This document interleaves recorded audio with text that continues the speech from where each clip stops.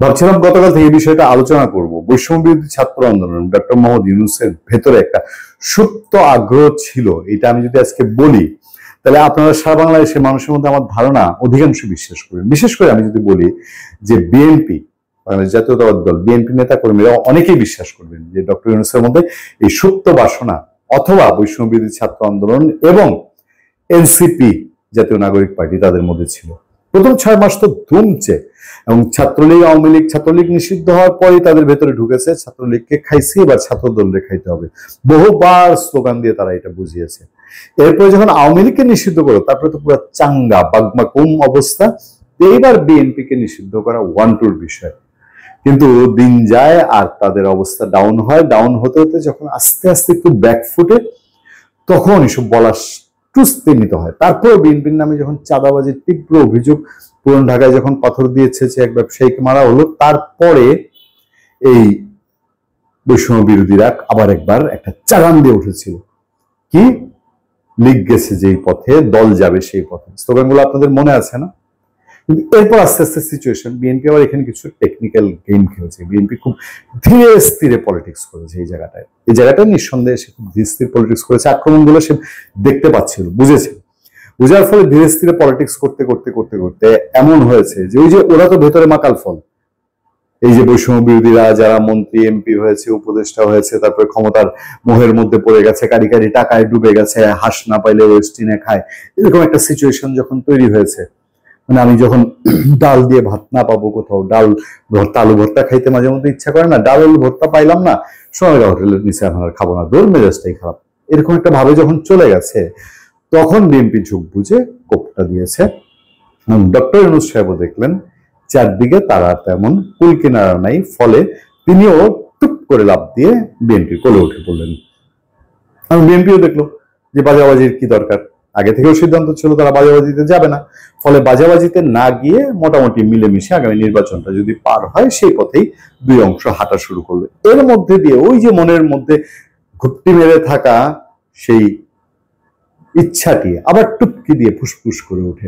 বৈষম্য বিরোধী ছাত্র আন্দোলনের ফেসবুক পেজ আছে, তাদের সেই ফেসবুক পেজে গতকাল একটা পোস্ট দিয়েছে তাদেরই একজন।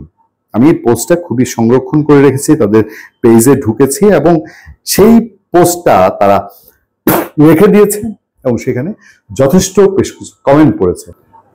পোস্টে বলা হচ্ছে, বৈষম্য বিরোধী ছাত্র আন্দোলন, আমরা আওয়ামী লীগ নিষিদ্ধ করতে পারলে বিএনপি নিষিদ্ধ করতে পারবো ইনশাল্লাহ। এর নিচে কমেন্ট আছে, কমেন্টগুলো মোটেও তাদের জন্য সুখকর না, তাদের পক্ষে যায় না।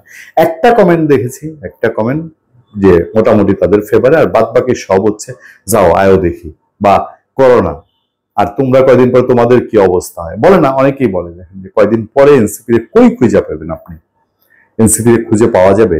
কারণ তারা তো নীতি আদর্শ বাংলাদেশের স্বপ্ন কিছু দেখাইতে পারে নাই, যা দেখাইছিল সেই স্বপ্ন যে এখন ফুস করে ফুটুর মতো একেবারে বের হয়ে গেছে সমস্ত ধোয়া। এটা খুব ক্লিয়ার যখন মাহফুজ আলম হাফিজ পেশ করতে থাকে, তাদের চোখের সামনে দিয়ে জামাত বিএনপি ভাগবাটোয়ারা করে নিয়ে গেছে। কি করছো তুমি? জানে তো বাংলাদেশের মানুষ তো সবাই জানে এরা ভাগবাটোয়ারা পলিটিক্স করে, এরা ক্ষমতায় গেলে সমস্ত বিসি দখল করে, ডিসি দখল করে। তোমরা তো আসছিলে আইসা বলছো এইসব হবে না বাংলাদেশে, তো তোমার চোখের সামনে দিয়ে হইলো কেমনে? তাহলে তুমি এখানে বসে 1 বছর বসে ছিল কেন? 1 বছর পরে এখন কেন এসব বলতেছো? বিএনপি তো সেই ধরনের দলেই, বিএনপি, আওয়ামী লীগ, জাতীয় পার্টি, জামাত ইসলাম, এরা তো এই ট্রেডিশনাল এই পলিটিক্সটাই করে। আমরা তো এই জায়গায় বিরক্ত সবাই। তো তোমাদেরকে তো বাবু বিকল্প ভেবেছিলাম, তো তুমি কেন পারলা না? পারার দায় দায়িত্ব তো সব, না পারার দায় দায়িত্ব সব তোমার। সেই বৈষম্য বিরোধী ছাত্র মানে দেখেন, এনসিপি এবং বৈষম্য বিরোধী ছাত্র আন্দোলনের মধ্যে আমি এখন খুব একটা পার্থক্য করতে পারি না, কারণ এটা একই মুদ্রার এপিট ওপিট। বৈষম্য বিরোধী ছাত্র আন্দোলনে এখনো যখন এই স্বপ্ন দেখা হয় যে আমরা আওয়ামী লীগ নিষিদ্ধ করতে পারলে বিএনপি নিষিদ্ধ করতে পারবো ইনশাল্লাহ, তখন স্বাভাবিকভাবেই আমার একটু সন্দেহের চোখ জাগে যে আসলে নির্বাচনটার দিকে তারা কতটা আগ্রহী। আচ্ছা দেখেন তো দেখি যে আওয়ামী লীগ নিষিদ্ধের নাম নিল না, আওয়ামী লীগ নিষিদ্ধ হজম করতে পারছে পুরো দুনিয়া? তো এখন বহির্বিশ্ব ওই ইনক্লুসিভ নির্বাচন, মানে সবাইকে নিয়ে নির্বাচন, সে অংশগ্রহণ নির্বাচনের জন্য মোটামুটি একদম টাইট দিয়ে ছাই দিয়ে ধরার মতো উপক্রম, এবং হাতরে বেড়াচ্ছে যে এখন কিভাবে এটার ইনক্লুসিভ করা যায়, করে তো ফেলছে একটা কম। তো সে আওয়ামী লীগে নিষিদ্ধ করার নিয়ে হজম করতে অসুবিধা, বিএনপি কে তারা নিষিদ্ধের খোয়াব দেখে, এটা যে ভেতরে ভেতরে। এবং সন্দেহের বাতিকটা কোথায় জানেন? সন্দেহের বাতিকটা হচ্ছে, যদি বললাম আমার ভেতরে যে স্বপ্ন, এবং এই এনসিপি বলেন বা বৈষম্য বিরোধী, এদেরকে মাঠে মাঝে মধ্যে ছেড়ে দেয়, ছেড়ে দিয়ে চেক করে, কারণ তাদের যে কর্তাদের ভেতরেও সেরকম ইচ্ছা আছে। ধরেন ইন ফিউচারে যদি ইলেকশন নিয়ে কোনো একটা ঝামেলার জট পাকায় এবং বিএনপি যদি, তখন তার বিএনপি ঘরে বসে থাকবে না, সে কর্মসূচি দিয়ে মাঠে নামবে। কর্মসূচি কি? বাংলাদেশের কর্মসূচি তো বুঝে নেই।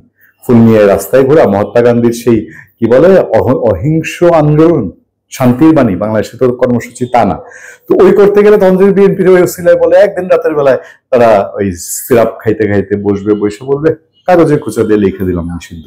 ওইরকম একটা খোয়াব এখনো আছে কিনা ভেতরে, সেই প্রশ্ন ওঠে না? মানে মাইন কাছি পায় পরে তো এখন বিএনপির কোলে উঠছে। যদি এই খোয়াব থেকে থাকে, সেই লক্ষণ তো দেখা যায় কিছু, যে যদি পারতো, সুযোগ যদি পাইতো, তাহলে কি ছাড়তো? ভালো থাকবেন, সুস্থ থাকবেন। আপনার সাথে আমি আতিক রহমান, পূর্ণিয়া।